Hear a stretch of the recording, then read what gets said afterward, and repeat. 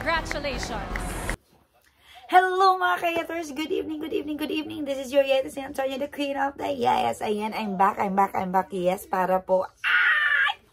Ayan, masaya po tayo dahil save po ang ating Rusty. Yes, Team Rusty ay save po para sa third eviction night. Yes, kaso nawala din si Michael at saka si Emilio yung na-evict po. Pero alam niyo naman, ang totoong laban is nasa outside world. Ayan, pero nagwagi po tayo dahil hindi po talaga na lumabas si Dustin. Diba? Ang daming bashers, ang daming ayaw kay Dustin. Pero yes, nagwagi ang team Dasvia. Yes.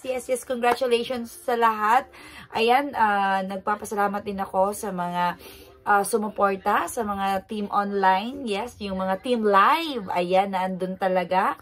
So, maraming salamat sa efforts nyo. Nakita ko talaga yung ang efforts nyo talaga todo. Ayan. So, congratulations again. And, ay nako, masaya tayo kasi mag-stay pa si Dustin ang another 2 weeks. Ayan, magsasama pa sila ni Bianca. Sana sila yung magkaduo, no?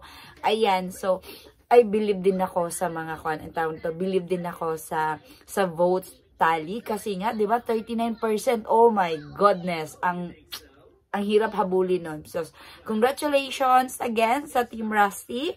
And then, tayo ay magpapasalamat talaga. Magpasalamat talaga tayo ng bongga. Ayan. So, congratulations. Congratulations again. Team Rusty. Yay! Yes. Nagugi tayo. Yes. Akala nyo? Sorry na lang kayo sa mga bashers.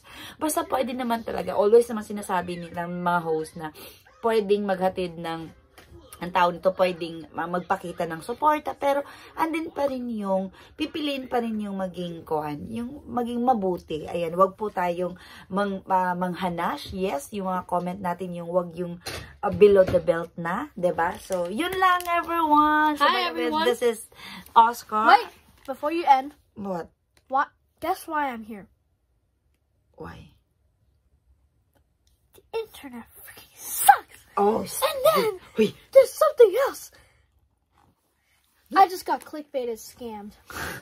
Okay, bye everyone.